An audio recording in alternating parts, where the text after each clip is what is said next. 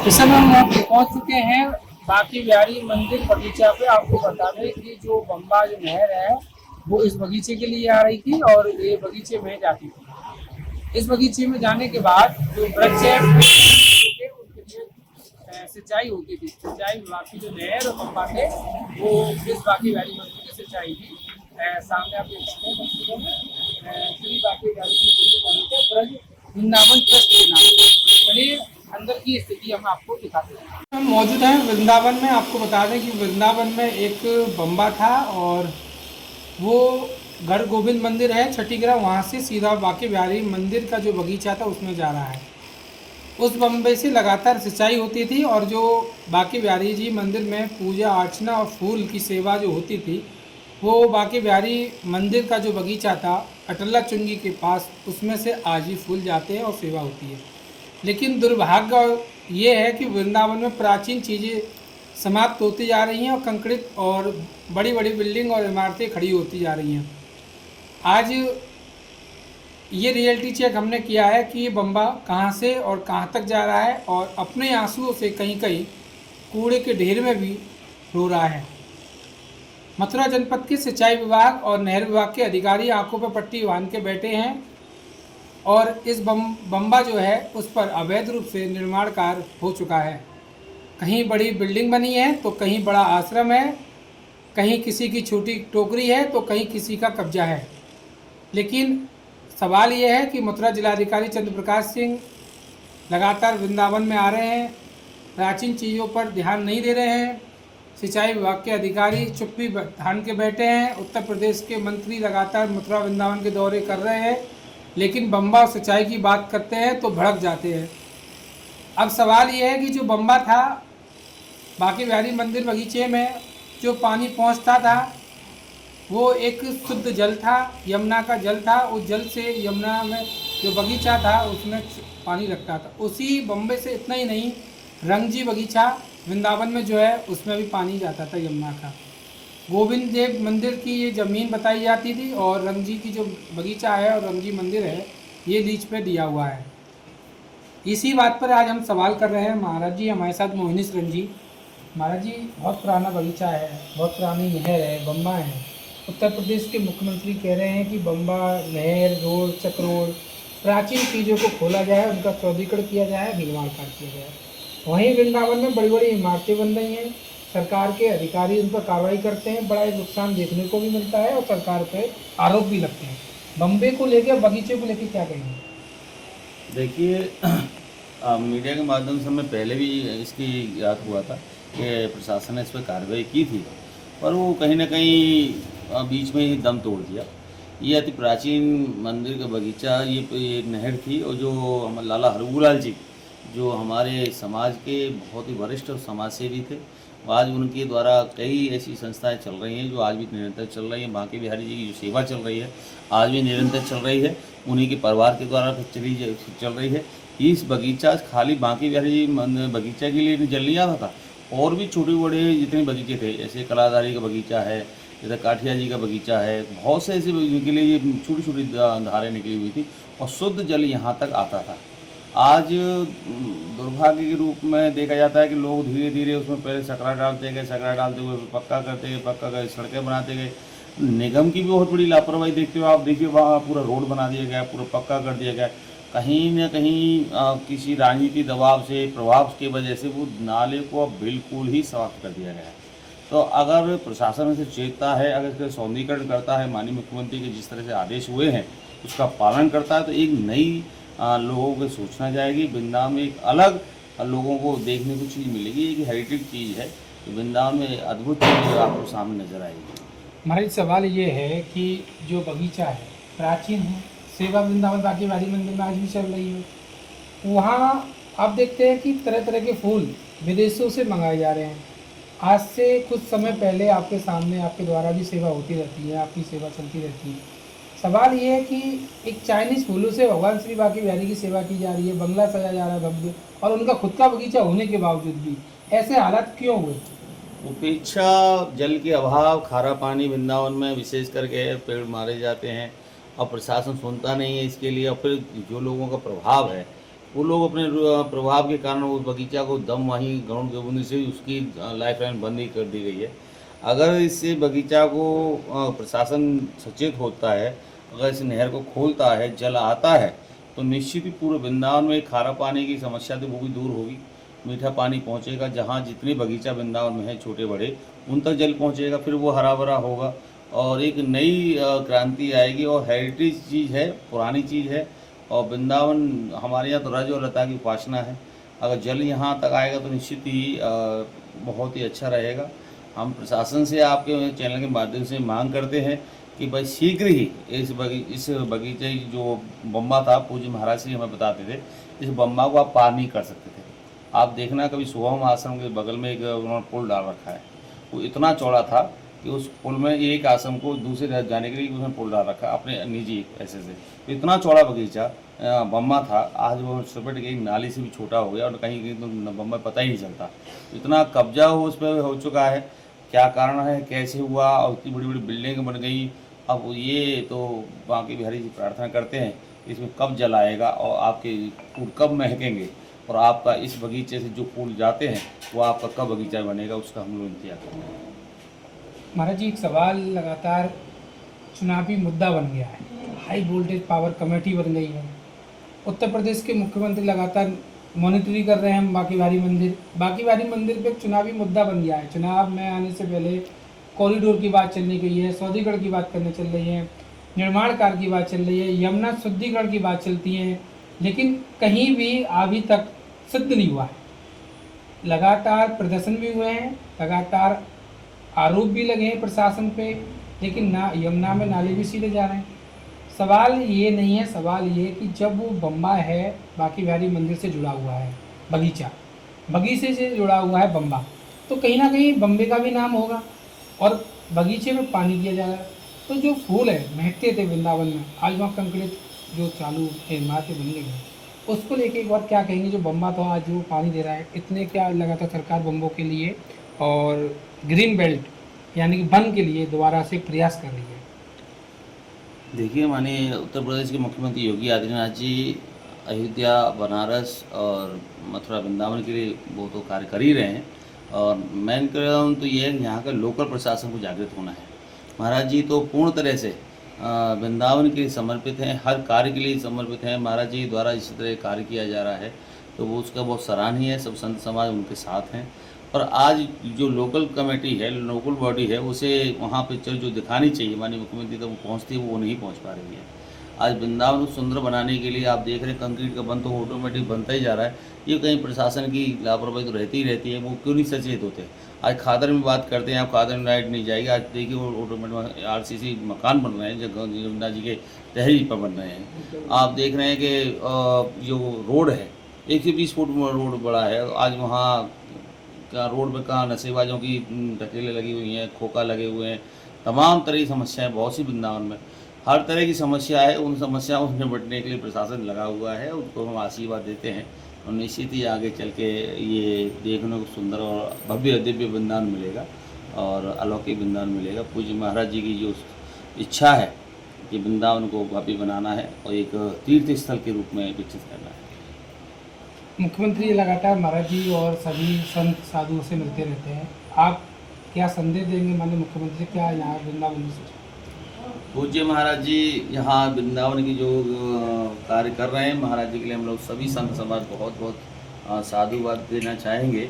और महाराज जी जिस तरह से वृंदावन मथुरा को लेके हैं, मुझे पूर्ण विश्वास है कि हमारे राम भगवान श्री कृष्ण जहाँ पहले विराजमान थे वहीं विराजमान होंगे और जो भी यहाँ समस्याएं छोटी मोटी थी वो ख़त्म हो जाएंगी और बड़े विकास के लिए कुछ ना कुछ तो करना ही पड़ता है। महाराज जी ने इस तरह से यहाँ आज कल सुना था हमने कि 4 फ्लाईओवर के लिए, 4 4 लेन के लिए जितना आँख बंद करके पैसा आ रहा है वृंदावन और इसके लिए, पर नीचे की बॉडी फिर भी कहेंगे महाराज जी से कि इन पे थोड़ा सा निगाह रखें, एक नई कमेटी तैयार करें कि जो निगरानी के लिए, निगरानी अगर कोई कमेटी बनती है तो निश्चित ही वो कार्य सही होगा।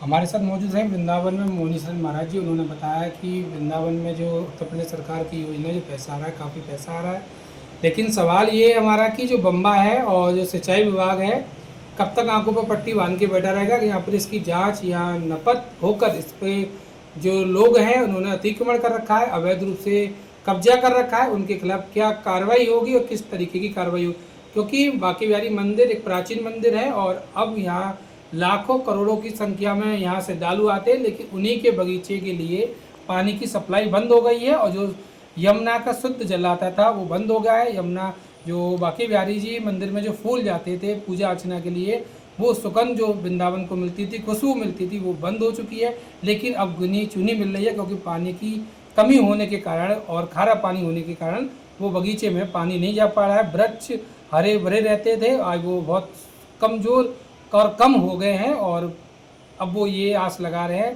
कि बम्बा कब शुरू होगा और कब अवैध रूप से जो अतिक्रमण खत्म होगा। वृंदावन में बांके बिहारी जी का जो बगीचा है वो बगीचा लाला हरगूलाल जी बेरीवाल के नाम से जाने जाते हैं, जिनकी सेवा आज भी बिहारी जी की अनवरत चल रही है। जहाँ बिहारी जी का भोग राग और जो फूलों का जो श्रृंगार है वो आज भी हवेली से ही बनकर के और वो श्रृंगार आता है। तो किसी समय लाला जी के मन में ये भाव थे कि मैं बिहारी जी में जो बगीचा में फूल जो खिले तो उन फूलों की सिंचाई के लिए यमुना जल ही उनके लिए दिया जाए। तो लाला हरगूलाल जी ने और इस बम्बा को यमुना जी से जोड़ा और ये बम्बा किसी समय गरुड़ गोविंद जी से होते हुए माँ धाम से होते हुए और ये सोहम आश्रम के पीछे और जो आज ये पापड़ी चौराया है, यहाँ जो ओवरब्रिज बना है, यहाँ से ये होता हुआ ये बम्बा वृंदावन में बम्बई कोठी के नाम से आज जो जाना जाता है स्थान, वहाँ आकर के ये समापन हुआ। और लाला हरगूलाल जी जो बिहारी जी का बगीचा बनाया था उस बगीचे में ये बम्बा यमुना जल के द्वारा इसी बम्बे से सिंचाई हुआ करती थी। कालांतर में ये बम्बा धीरे धीरे घुमा फियाओं ने कूड़ा डाल करके और गंदगी के ढेर डाल करके इस बम्बे को कब्जा कर लिया। आज भी ये बम्बा जहाँ तहाँ अपनी पहचान तो लोगों को बयां कर रहा है, दिखा रहा है कि देखो मैं बम्बा था और आज इन लोगों ने मुझे कब्जा कर लिया है। जैसे कि सोहम आश्रम पर आप जाओगे तो वहाँ आप इसको प्रत्यक्ष रूप में देखोगे। और ये जो आपकी अग्रवाल सत्संग भवन है इसके बगल में भी इस बम्बा को आप देखोगे। तो ये लाला हरगूलाल जी की ऐसी भावना थी कि मैं बिहारी जी की सेवा भी यमुना जल द्वारा सींचे हुए जल से ही मैं बिहारी जी की सेवा करूं। ऐसी भावनाओं को लेकर के लाला हरगूलाल जी ने इस बम्बा को यमुना जी से जोड़ करके और इसमें जल हम लोगों ने इसमें खूब स्नान किया है। आज से 20 साल पहले तक यहाँ जल आता रहता था और अब ये बम्बा बिल्कुल बंद जैसा हो गया है। कहीं कहीं इसके चिन्ह देखने को मिलते हैं। मेरी आदरणीय योगी जी से यही प्रार्थना है कि जैसे भी बने आपके द्वारा जो कार्य हो रहे हैं बड़े सराहनीय कार्य हैं कि इन बम्बाओं को खोला जाए, इन घुमा फियाओं से भूमि को बचाया जाए और जहाँ तहाँ जो ये बाग बगीचे हैं इनको सींचने के लिए जो बाग बगीचे जिन्होंने बनाए थे उनकी भावनाओं को हृदय में ध्यान करते हुए इन बम्बाओं में पुनः यदि जल आए तो वृंदावन अपने असली स्वरूप में धीरे धीरे लौटने लगेंगे। किसके द्वारा ये बम्बा बनाए गए लाए गए थे और कौन सा ये जो बिहारी जी का बगीचा है इनकी कौन देखरेख करते थे? लाला हरगूलाल जी लगभग आज से 115 या 120 साल के अनुमानित समय ये बेरी जो पड़ता है आपका हरियाणा में पड़ता है, वहाँ से लाला हरगूलाल जी वृंदावन की भावनाओं से जुड़ करके यहाँ शपथ में आए थे और यहाँ वृंदावन के स्वरूप को समझ करके यहीं रह गए। तो लाला जी ने फिर यहाँ वृंदावन में बिहारी जी की सेवा करने का मन में निश्चय किया। इनको बिहारी जी की सेवा हमारे टीवी सेंटोरियम के सामने और एक यति जी नाम के सन्यासी रहा करते थे जो बहुत उच्च कोटि के महापुरुष थे। उन्होंने इनको बिहारी जी की सेवा करने की आज्ञा दी। टटिया स्थान में सिद्धों को भी सिद्ध बाबा श्री भगवान दास जी महाराज बड़े महाराज जी के नाम से जाने जाते हैं। उन्होंने इनको बिहारी जी की सेवा की आज्ञा की और हमारे पूज्य सतगुरुदेव श्री स्वामी राधा चरण दास जी से मंत्र दीक्षा लेकर के और लाला हरगूलाल जी ने यहाँ श्री धाम वृंदावन में रह करके और बिहारी जी की सेवा को और दिनों दिन बढ़ाया। और ये बिहारी जी की सेवा के साथ साथ बिहारी जी का बगीचा ये निधवन में जो आज सोहनी सेवा होती है ये लाला जी के द्वारा ही चलाई गई है।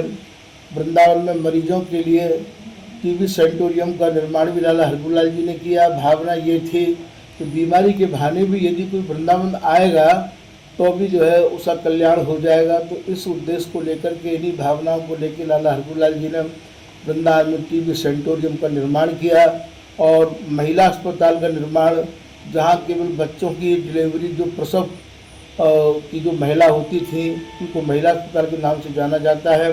लाला हरगोलाल जी ने उस महिला अस्पताल का निर्माण कराया। इस भावना से कराया कि कोई भी बच्चा यहाँ जन्म लेता है तो उसको वृंदावन का ब्रजवासी का ही स्वरूप प्राप्त होगा। और जो बरसाने में जो नहर है वो लाला हरगोलाल जी की है। उन्होंने ही परिश्रम करके इस नहर को बनाया और इसमें जल छुड़वाया ब्रजवासियों के हितार्थ। पीली पोखर का निर्माण लाला हरगोलाल जी ने कराया। आज जो बरसाने में श्री जी का मंदिर है, लाडली जी का मंदिर है, उस मंदिर का निर्माण भी लाला हरगोलाल जी ने ही सब लोगों को सांस लेकर के कराया। ऐसे लाला हरगोलाल जी के अनेक प्रकल्प तो आज भी लाला जी की यादों को और जीवंत रखे हुए हैं। ये जो रेल की पटरी है श्री धाम वृंदावन में, कि किसी समय जयपुर महाराज लाए थे और जब जयपुर मंदिर बन गया था तो ये रेल की पटरी उखाड़ने की तैयारी थी। लाला हरगोलाल जी के कहने पर उन्होंने रेल की पटरी को यहाँ छोड़ दिया कि भाई वृंदावन में जो दर्शन करने ब्रजवासी लोग आएंगे तो यहाँ उनको ये सुविधा मिलेगी। तो यहाँ किसी समय 4 डिब्बे की 5 डिब्बे की रेल आया करती थी, जिसको राधा रानी के नाम से, कट्टा के नाम से और अद्धा के नाम से ब्रजवासी लोग जाना करते थे। तो लाला जी की सेवाएं ब्रज 84 को उसके संतों के लिए भी बहुत लाला जी की सेवाएं चलती थी। सर्दियों में बगलबंदी, कंबल, जूता, रजाई, अनेक सेवाओं लाला हरगोलाल जी और ब्रज और वृंदावन और ठाकुर जी की सेवाओं में ही सारा जीवन लाला जी ने व्यतीत किया। इस समय मौजूद हैं वृंदावन बांके बिहारी मंदिर जो है उनके बगीचे में। ये बगीचा बहुत प्राचीन बगीचा है और यहाँ बांके बिहारी मंदिर जो सेवा होती है, जो फूल और पूजा अर्चना के लिए जाते हैं, वो बगीचा है। और यहीं से हरगोलाल जी थे बेरीवाल जी, उनके द्वारा ये बनाया गया था और उनके द्वारा एक नहर, एक बम्बा लाया गया था गुरु गोविंद मंदिर छठीगढ़ से सीधा होते हुए आपकी रुक्मणी विहार से बुर्जा से चितन विहार से परिक्रमा मार्ग को होते हुए ये अटला चुंगी बांके बिहारी मंदिर बगीचा में आ गया। जी तस्वीरें मैं आपको दिखा रहा हूँ, ये तस्वीरें वो तस्वीरें हैं जहाँ ये बम्बा बांके बिहारी मंदिर के बगीचे में अंदर आता था। आज ये जो जगह है, प्राचीन जगह है, ये टट गई है और यहाँ जो बेरीवाल जी थे उनके द्वारा यहाँ ये बम्बा लाया गया। उस बम्बे से यहाँ सिंचाई की गई। मैं अपने एक सहयोगी से कहूँगा जो पुराना बम्बा है उसकी सिंचाई दिखाएं कि उसके द्वारा, सिंचाई के द्वारा यहाँ जो बांके बिहारी मंदिर में पूजा अर्चना की जाती थी, फूलों से सेवा की जाती थी और जो भोग लगता था आज भी इन्हीं के हवेली से लगता है। जो हवेली जो है वो बांके बिहारी मंदिर के पास में है। मैं दूसरी तस्वीर दिखा रहा हूँ अपने सहयोगी से कह के कि यहाँ पर जो बगीचा, ये जो बम्बा है वो आप देख सकते हैं। इस बम्बे के माध्यम से पूरा इस बगीचे में 25 एकड़ में ये बगीचा है और इस बगीचे में जो फूल है उनकी सुगंध आप देख सकते हैं। और यहाँ रखवाली के लिए एक चाचा जो है वो लगाए रखे हैं और यहाँ लोग आज भी सेवा कर रहे हैं। ये तस्वीर सीधी आपको दिखा रहे हैं वृंदावन के बांके बिहारी बगीचा से, जहाँ लगातार इस बगीचे में मैं अपने सहयोगी से कहूँगा एक तरफ तस्वीर, ये बगीचा जो है बांके बिहारी मंदिर का बगीचा है। इस बगीचे में तमाम फूलों के वृक्षों के पेड़ है, जामुन के, आम के, हरे भरे इतने बड़े विशाल वृक्ष हैं, उनको सजाया गया है। और यहाँ इन वृक्ष और ये फूल के जो पेड़ हैं इनके द्वारा यहाँ से तोड़ा जाता है और इनको ले जाके बांके बिहारी मंदिर में सुबह और शाम पूजा अर्चना की जाती है। भगवान श्री बांके बिहारी की पूजा की जाती है।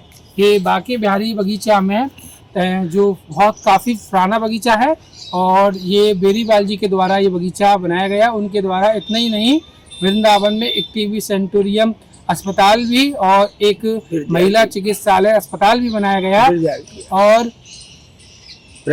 ब्रज हेल्थ जो है उन्हीं का है। आपको बता दें कि उनके द्वारा लगातार उन्होंने कहा कि वृंदावन में ब्रज में आने वाले श्रद्धालुओं के लिए, भक्तों के लिए, बिहारी जी के दर्शन अर्चना के लिए मंदिर में भी सेवा लगातार की जा रही है और जो लोग बीमार होंगे भी परेशान होते हैं उनके लिए मुफ्त इलाज के लिए भी व्यवस्था की गई है। अपने लगातार देख रहे हैं ये जगह वो है जो प्राचीन जगह है। आज जो कंक्रीट और बड़ी बड़ी इमारतें और भूमाफियाओं के द्वारा जो कब्जा कर लिया गया है बम्बे पे, और आज ये बगीचा जो है फिर भी हरा भरा है क्योंकि यहाँ एक पंप के द्वारा पानी दिया जा रहा है। यमुना का शुद्ध जल इस बगीचे के लिए आता था, लेकिन आज वो जल नहीं आ पा रहा है और उस जल को अवैध रूप से कब्जा कर लिया है। अब ये देखना है कि विभाग किस तरीके से, सिंचाई विभाग और वन विभाग इस पर कार्रवाई करते हैं और इतने बड़े बगीचे के लिए, प्राचीन बगीचे के लिए क्या पानी की व्यवस्था करते हैं। यूपी की बात के लिए अपने सहयोगी टीटू के साथ शुभम चौधरी, मथुरा।